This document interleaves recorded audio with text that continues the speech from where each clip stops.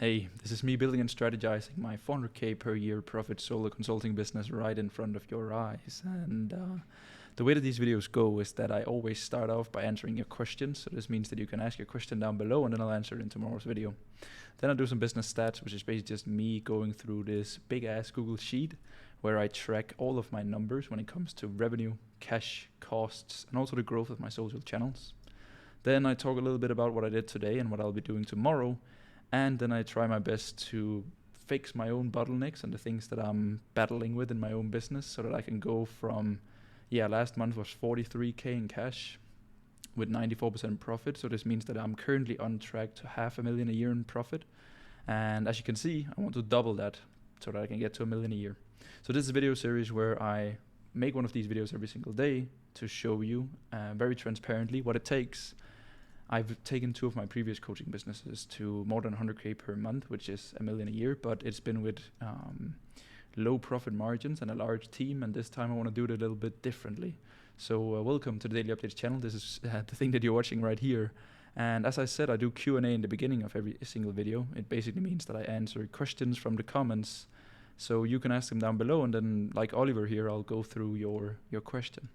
Hey Fred, the daily updates are gold. I really appreciate the time you're putting into them. Thank you so much, man. That means a lot. For context, I've been in info as an operator for around 8 months, and I've been working with a done-with-you client in the graphic design niche for around 4 months now. Coaching isn't well established yet in this niche, not at high ticket prices anyway. Most of the market is low ticket products. The challenge is it's taking a long time for my client to produce a course or even a VSL. I've been trying to build momentum by experimenting with different funnels and building a waiting list, but progress is slow. For the business, the goal is to get a client success case study at this early stage. So the first question is, should I be patient and move at his pace, look for a new client to work with alongside him, or consider starting fresh with someone more ready to move? So first of all, bro, the most important thing is that every single day, the first 2 hours of your day are dedicated towards growing your own business. So you don't worry about your client's business for the first 2 hours. You just make sure that you move the needle within your own business. You have to be a little bit selfish here, bro. The most important thing is that you always, because what happens, right, is that people, they do a lot of outreach, which gets them clients, and then they stop the outreach, the thing that got them clients, and then they work on clients and other people's businesses. Suddenly a client drops off, and then they're like, oh no, what do? I have to get back into outreach again. But as you probably know, bro, it takes a lot of time, because the people that you speak to today, you maybe sign them in 2 or 3 months from now, because it's a long decision-making progress. So make sure to always build your own business for the first few hours of the day, bro. Because here, in this case, it's probably a first client, which means that the client didn't pay you a lot of money, which means that the client isn't committed, and that is the reasons why the client is slow. So you don't want to wait for that. Of course, stick around with the client when you have nothing better to do, but build your own business and then build the client's business, all right? So look for more clients always. The second question is, now that I have a better sense of what makes a good creator, is outreach just a volume game, or does qualifying matter more when trying to land a solid first client? Of course, bro, quality over quantity always. In my opinion, it's like the best of both worlds. You want to make sure you have high quality, and then once you find a way to do quality outreach, you add in volume, right? So what I like to do is tailored looms, video outreach, voice notes, anything where you can bring value within the first few seconds and then highlight how you can help them get to the next level. And basically, bro, your outreach should be selling a loom, the loom should be selling a call, the call should be selling your service, right? So just test a bunch of different things, bro, because maybe you're very strong on text, which means that email and text messages will work extremely well in order for you to acquire a client. Or maybe you're like me and you enjoy video a little bit more, where you can explain and elaborate and connect and have good energy, and then you want to send selfie videos or voice notes. That's up to you, bro, but just make sure that you test a bunch of different things, all right? So first of all, bro, don't let this bad quote unquote experience with a client knock you out. Like, once you start your business, it's always when it's the hardest, right? Because the easiest clients in the world to deliver good results to are top 1% clients. The problem is that all top 1% clients are served by top 1% agencies, right? And this means that you, bro, when you're starting out, you are flipped around. You're in the bottom 0%. It sounds a little bit harsh, but that's just how it is. When you look at it from an objective helicopter perspective, Oliver has no clients. Oliver has only been at it for 8 months. Why should I give this guy my money, right? So I think, bro, you need to work yourself up this ladder. I've mentioned it multiple times, and it's a very good thing to look at once you feel a little bit demotivated. It's that we all started down here, right? And then you can't expect to sign a client up here that is perfect, right? You need to work with this graphic designer, get him a case study so that you can go to the next level. Show it to a person that is a little bit better than that guy, and then you just want to move up this ladder until you also reach this point up here when you are getting good clients, right? So bro, just keep it up. Keep it up. Search for new clients all the time, because what you want to do, bro, is that massive action gives you a lot of data and feedback. Data and feedback allows you to take better and faster decisions. Better and faster decisions equals to more data, and then you're in this loop of you're learning so much while taking crazy amounts of action. So just keep it up, bro. Keep it up. I am Nahu. Yo, my man, I've been watching your recent daily updates, and I feel like you make me realize the importance of being present every day on people's mind. My question is, as a fitness coach who is doing 7K per month, do you think it's a good idea if I post YouTube videos? I mean, not like the same as you, but post raw videos about different pain points of my audience. I can see that you have 164K subscribers, man. So first of all, congratulations. You've definitely done a good job here. So bro, I think you need to ask yourself a question of how high ticket is your fitness coaching service. Based on the 7K you're doing here, I don't know if you have, let's say, 70 people paying you $100 a month, or if you have one guy paying you 7K per month to being his for being his personal trainer. Because I think, bro, for all of my fitness coaching clients, we actually don't really use YouTube, and it's not a priority. For all of my fitness coaching clients, they sell a $200 a month product recurring, right? So here, when it's this of price point, you don't really need an extremely long sales cycle, right? So what we master at first is it's ads, then it's Instagram, so stories and reels, and then of course it is a setter and a sales team.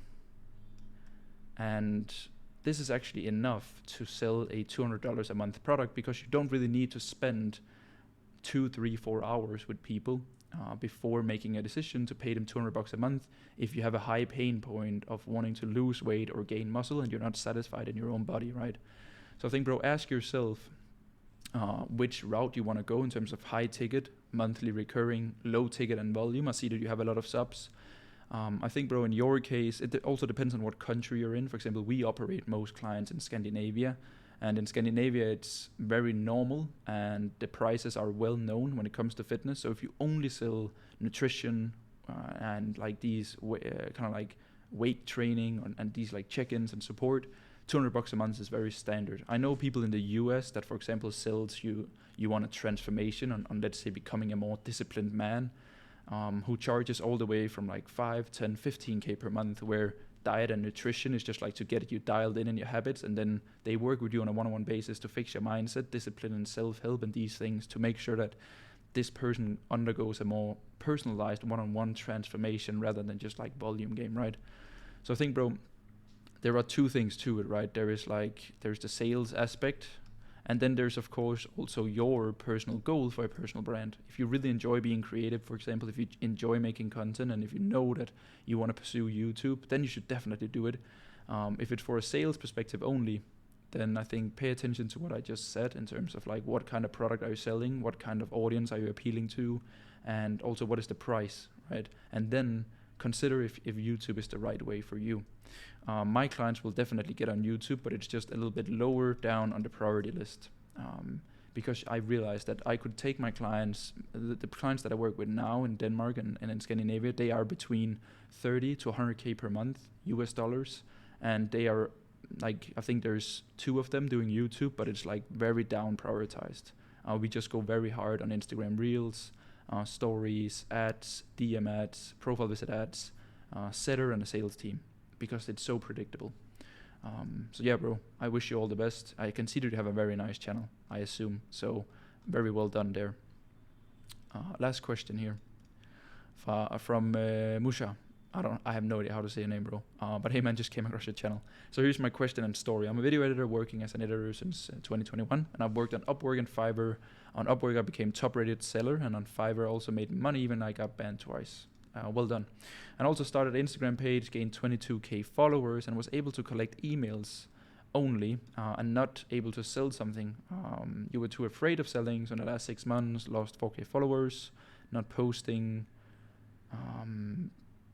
sense of belief you don't have any authority, working with an AI company, building an agency, and later starting a coaching business. Yeah. I don't know what should I pursue. I've made a website and stuff for agencies, but had no clients. So I thought it would be better to post more to get more clients, but stuck. What should I pursue first? Content, hunting clients. I have proof of work with my videos hitting 180k likes and 216 likes and 6 million in reach. What should I do? Ooh, this is an interesting one, bro. First of all, I think you've done many different things and tried a bunch of different stuff, and like now you're in between. Should you do done for you? Should you do consulting? Should you do coaching? Should you build your own brand? Should you build other people's businesses, right? I think, bro, the first mindset that you want to escape is that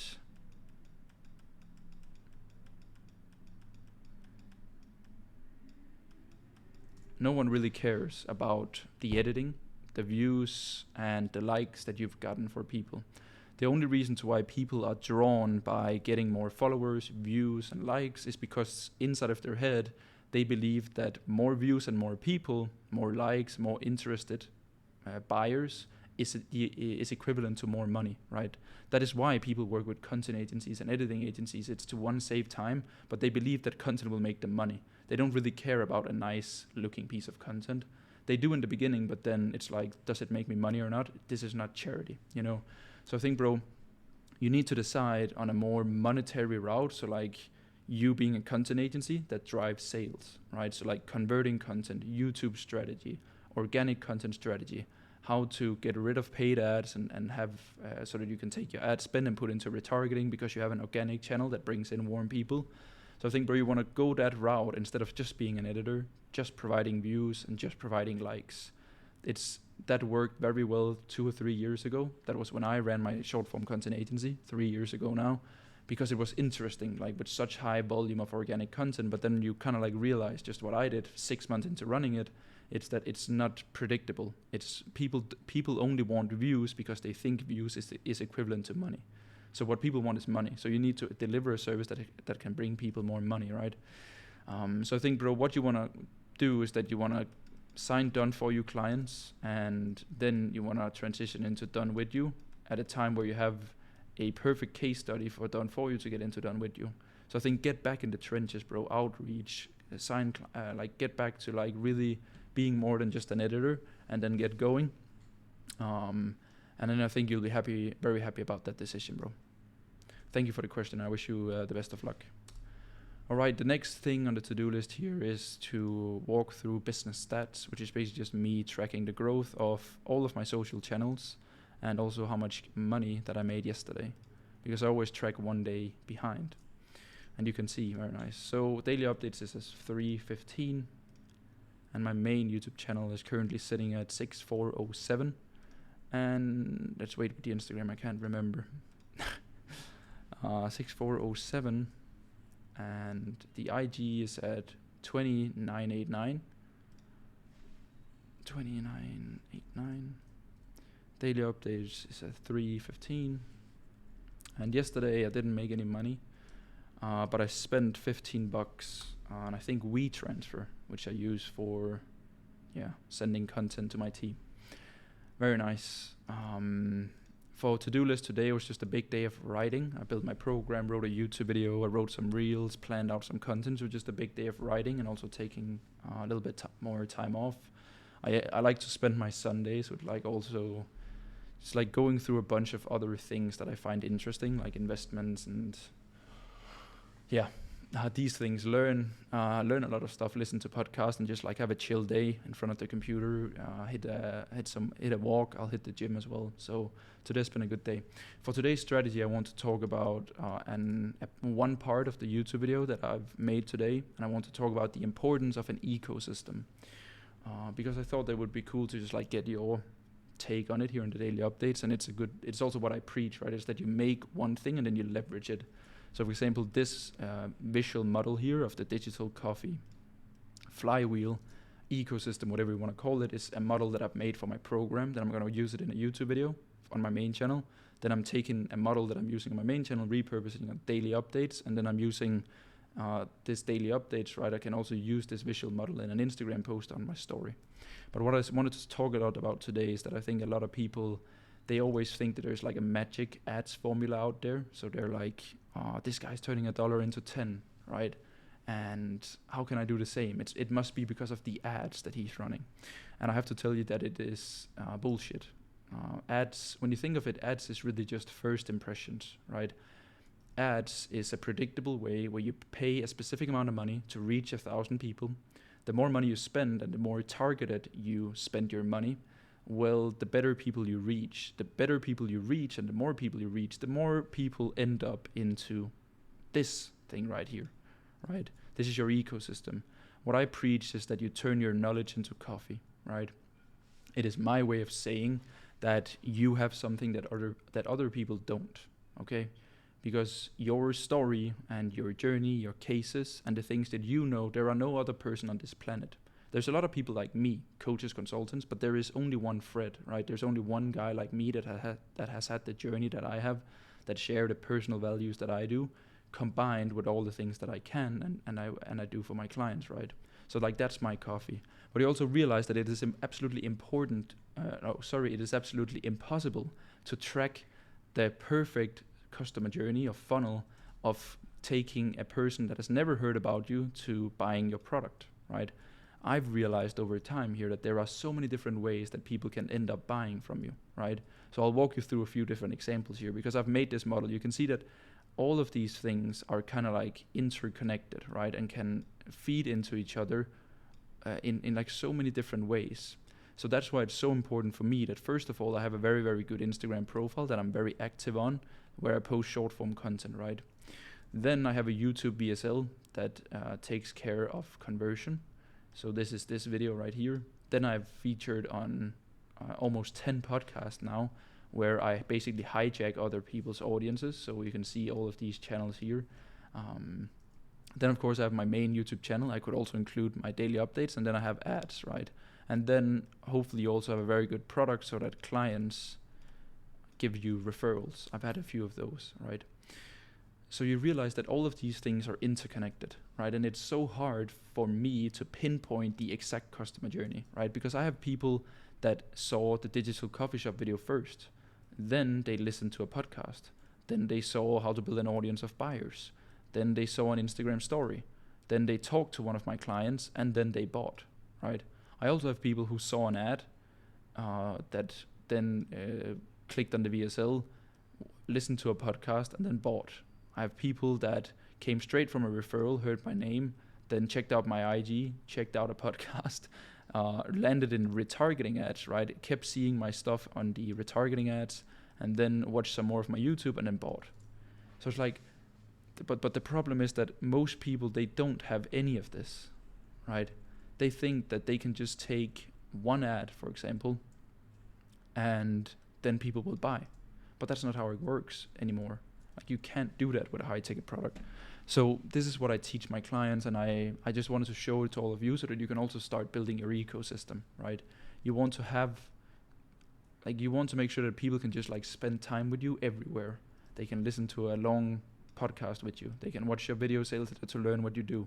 They can follow your day-to-day and your values and your personalities and short form content and stories on Instagram. They end up in your retargeting ads so that you constantly show up, and there's always value that people can get from your YouTube channel. And that is the best way of scaling your consulting business. This is the only way that you can run extremely profitable ads, because what ads is it's just traffic into the system, right? And then the system, that is the thing that determines how well your ads will perform, right? I can tell you that in the last